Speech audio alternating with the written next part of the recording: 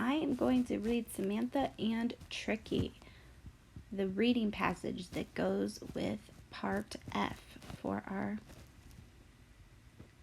worksheet for reading. All right, I might do some underlining too as I read. There was a swooshing sound as a blinding light shot down from the sky. Samantha grabbed Tricky and dashed under the picnic table. "It's okay," said Samantha as she tightened her arms around the trembling cat. Well, thinking back to last week, that reminds me of personality. So she tightened her arms around her trembling cat. She's being kind of protective. Samantha poked her head out. "It looks safe. Come on, Tricky. I don't know what that was, but it's gone. Let's go see if Mom saw it too." She put Tricky down and crawled out from under the table. "I'm not going out there." Samantha looked around. "Who said that?" Tricky poked her head out. "I did. I can understand you." "What?" Samantha's brows shot up into her forehead. "Tricky, you can talk, and you know what I'm saying. How? What? Mom!" Samantha raced into the house. "Mom! Mom!" Mom poked her head out of the family room. "What's the matter?" I'm going to stop there and I'm going to underline a little bit. I'm going to underline where Tricky pokes her head out and says she can talk. All right, I'm going to keep going. "Tricky can talk. Did you see that bright light outside? Tricky understands me." Samantha threw her hands this way and that way. "Slow down," said Mom. "What's going on?" Just then, Tricky scampered in. "I think that light did something. I can understand the birds in the yard, too." "See, Mom? Tricky can talk." Mom burrowed her brows. "She's just meowing. She always does that." No, I understand her, and she understands me." "Honey," said Mom, "the cat can't talk. Now go back outside and play while I make lunch." Samantha tightened her lips. Tricky jumped on the chair next to Samantha. "Mom can't understand me. It must have been that light. Maybe it was from a meteor or something." I'm going to underline where Mom can't understand. That might be important to remember. "Hey, could be," said Samantha. "It could have crumbled before it actually hit the ground. I can't believe you understood the birds. I wonder if we can understand all animals. Let's go check it out." They went in the yard and talked to the birds. It turned out the birds didn't like it when Tricky chased them. Then they saw the mean dog next door. "Max," said Samantha, "why do you growl and bark at me when I play in the yard?" Max stuck his nose against the fence. "You're always blowing a whistle. It hurts my ears. I keep trying to tell you to please stop, but you never do." "Oh, Max, I'm sorry. I couldn't understand you. Now that I know, I won't do it anymore." "I'm sorry too, Bird," said Tricky. "I won't chase you anymore." Samantha's eyes opened wide. Wow, imagine if everyone could understand what other creatures and people were saying. There would be no misunderstandings. It'd sure be a lot easier to get along with everyone. That might be important. "Yeah," said Tricky. "I can't wait to talk to Rover down the street. That crazy dog is always chasing me." The end. All right, that was a good story.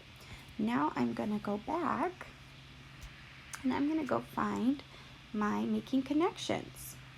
So we finished part E and now we're on part F. It wants us to answer the questions. Remember, we're always using text evidence to support our thinking. So, why did Max always growl at Samantha? Oh, well, I could go check the story if I can't remember, but Max was that mean dog next door. And he was saying that he always growled at Samantha because, does anyone remember? If you need to pause and go check your text, go do that. That's right. He said when she was playing and blowing the whistle, it was always hurting his ears. So I'm going to put, she was blowing a whistle that was hurting Max's ears. And the text said that. That's how I know why he was always growling at her. Oh, here's that big word below. It wants to know, what does misunderstanding mean? Use the ideas in the text to help you. Explain your thinking. And remember, I was underlining this part where it was saying it would help everyone have less misunderstanding if we knew what all creatures were saying and we understood each other. So I'm thinking misunderstanding means not knowing what others are thinking.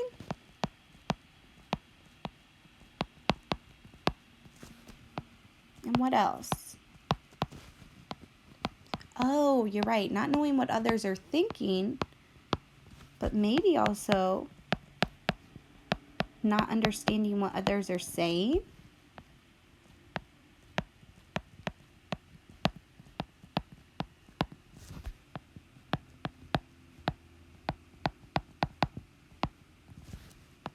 What type of ideas in the text could help us understand this? Oh, you're right. For instance, when Samantha thought that Max was a mean dog next door because he was always growling at her, they were having a misunderstanding because really he was just trying to ask her to please stop blowing that whistle because it was hurting his ears. But she thought since he was growling, he was being mean. That is a perfect example of a misunderstanding. See if you can find anything else in the text that was an example of what misunderstanding means. Oh, whoops, I wrote the wrong thing up here. Not understanding what others are, not what others are in, what others are saying. All right. That would wrap us up for day 1.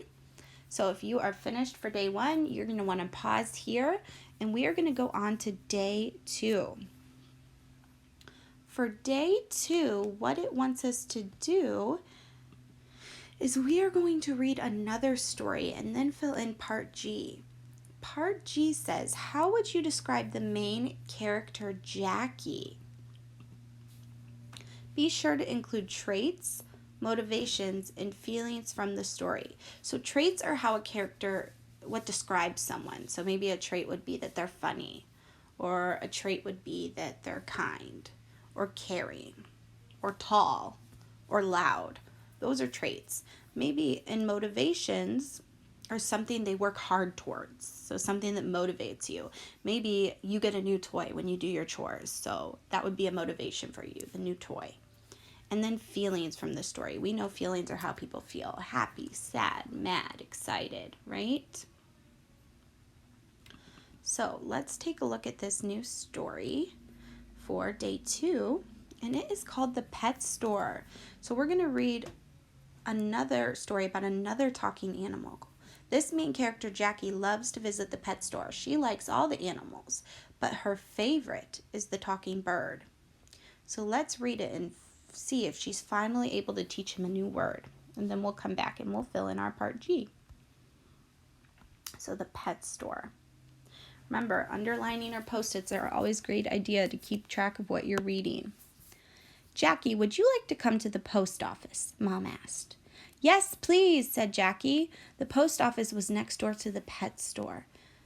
Jackie loved to go to the pet store to see the animals. Can we see the pets? Yes, said Mom. I knew you would want to. The line at the post office was long. Mom bought stamps and mailed a letter. Then it was time to go to the pet store. Jackie liked to look at the dogs first. That might be important. The big dogs were in cages near the floor. The little dogs sat in cages way up high. They wagged their tails. Some barked. A big black dog was taking a nap. Next, Jackie went to visit the cats. They were very quiet. The cats looked at Jackie with big green eyes. The cats liked to scratch a post covered with rough rope. This helped them keep their claws sharp. Finally, Jackie turned to the bird cages. There were many small birds. Some sang songs. Other birds whistled. In the last cage in the row, there was a big bird. He was blue and yellow. His name was Sam. Hello, Sam, said Jackie. Hello, hello, said Sam. Sam could talk. He was Jackie's favorite animal. This might be important, right? How are you? Asked Jackie. Pretty bird, said Sam. Jackie laughed. Sam knew many words, but he didn't really know what they meant. He just copied the sounds people made. Jackie wanted to teach Sam a new word. Jackie, she said. Now you try it. Jackie, Jackie. She wanted to teach Sam her name. Sam turned his head sideways. He shook his feathers. Pretty bird, Jackie laughed. You are very silly, she said. Oh, that might be important too. Very silly, Sam said. He bobbed his head up and down in a funny dance. Mom, I did it. I taught Sam a new word. Jackie was very happy. That's how she's feeling, right? Sam couldn't say her name, but she did teach him to say some new words. See you later, silly bird, Jackie said as she headed home with Mom. All right, that wraps up our story. So let's go back to our chart and see if we can fill it in now. So for day 2, Tuesday, part G wants us to, how would you describe the main character, Jackie? We want to include her traits, motivations, and feelings from the story. Well, I'll start us off on this one. I think Jackie is hopeful.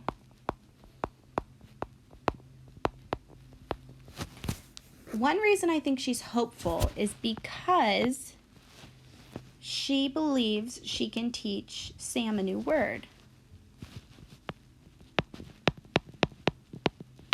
What do you think about Jackie? What do you think? What words would you use to describe her? And why? Make sure you back up what you're thinking with text evidence.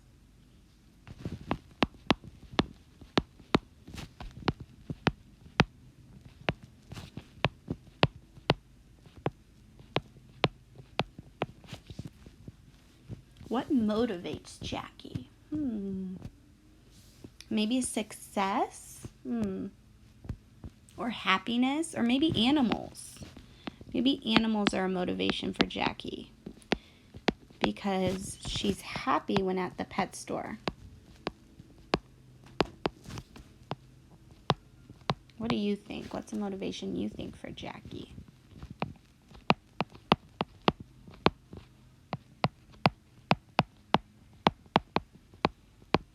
And then a feeling. Maybe a feeling to describe Jackie.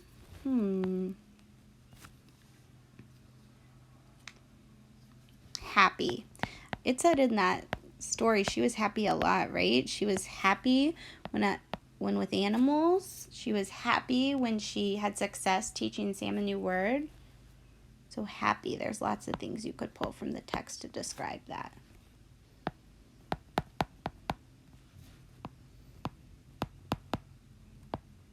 All right, you fill in this part too and think if you can think anything different from what I said, okay? Awesome job. That wraps up Tuesday. I will see you back on here for Wednesday. All right, for Wednesday, reread for fluency. So what I want you to do is right now I want you to pause. After I finish telling you what to do, you're going to pause and you're going to go back and do this. I want you to go back and read both stories about the pets, Samantha and Tricky, and the pet shop. While you read, I want you thinking about how the characters and animals compare. After reading, come back with me and we're going to complete part H in our response sheet. And we're going to compare the cats in both stories. Okay? So I want you to go reread. It's so important to reread for fluency. That means you're noticing if you're using your just right reading voice. You're pausing for punctuation and you're reading at a good pace. You guys have got this. Go ahead and go do that and then come back. All right, part H, Wednesday, says the main character, Jackie, saw a few different pets in the story. Use the chart below to compare how the cats acted in the story versus how they acted in the story you read yesterday. So this time you're going to use text evidence to support your thinking in the chart. So you're going to use the pet shop and Samantha and Tricky to compare the cats. Remember, Tricky was Samantha's cat in the story, and then the pet shop had those cats in the pet store. So that's where you're going to compare those cats. I'm going to do one comparison for you, and then I'm going to allow you to go ahead and fill in what you can find in the rest. Remember, this is going to be really important where you need to use both stories to pull things out.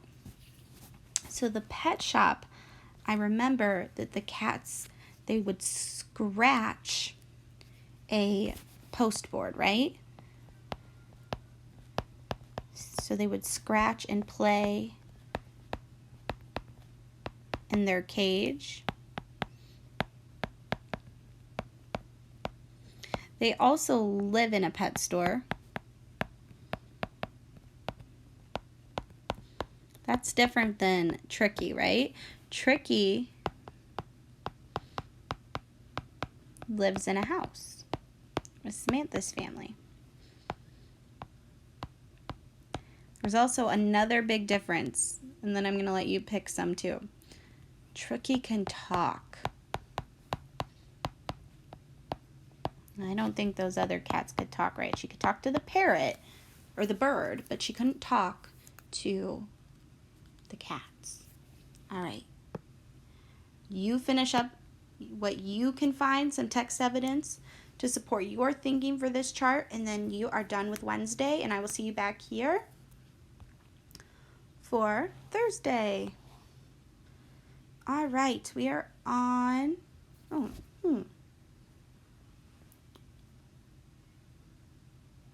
I'm sorry, this is going to be, you're coming back for Friday, because if you're here on Thursday, that's great. Thursday's a catch-up day. So this is the taking time to reread. You might catch up on what you haven't done this week. You might double check what you've done this week with your work and make sure you followed all the directions, use text evidence on all the parts, and finished each response. If you have time, reread again for fluency. Remember, our fluency, we want to read at our just right reading voice for the story. So this is day 4, Thursday, that catch-up day. All right, I'll see you guys back here for Friday. All right, here we are on Friday, day 5. So these past 2 weeks, we've read a lot of stories about animals, mostly cats. Today, you're going to compare what you read about cats in your stories to real information on cats at National Geographic Cats. As you explore the information, take note of what comparisons you have found on part I in the response sheet. So on your response sheet, it says, what comparisons can you make between the real information on cats and the cats that were in the stories you read? How were they alike? How were they different? Here's my guess already. I'm just going to make a prediction. I'll see if it's right when I read the article. But how they're different is the cats could talk.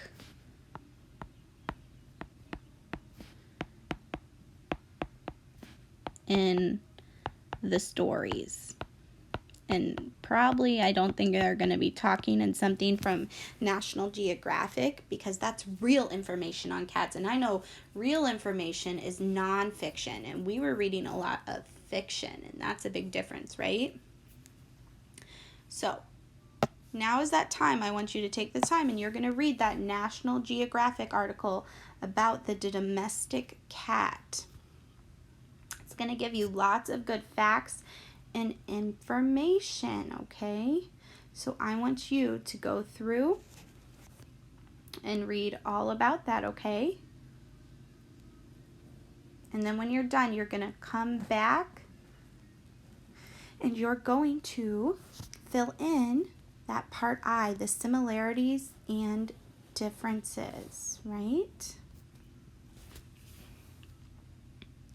So I'm back on making connections, and I'm going to fill in one more for how they're alike, and then I'm going to let you guys finish it up, and you see if you can find some more ways there have been alike in all the stories and how they're different. So I know one way they're alike is they have relationships with humans, right? In the fiction stories we read and this nonfiction article, they both talked about how cats have relationships with humans. They're often pets, right? We know lots of cats are pets, and a lot of these stories had the cats as pets. So that is definitely a way these stories were alike. The nonfiction and fiction stories were alike, and how they were different. After reading that article, I was able to see they didn't say cats could talk in the stories, right? So that was a big difference between the fiction and nonfiction stories we read. See what information you guys can find and how it compares to the fiction stories we read and this nonfiction article from National Geographic Cats. All right, great work in reading this week, Tuji. You did a wonderful job. I hope you worked on your fluency as you reread, and I hope you used lots and lots of text evidence to back up your thinking. All right, I will see you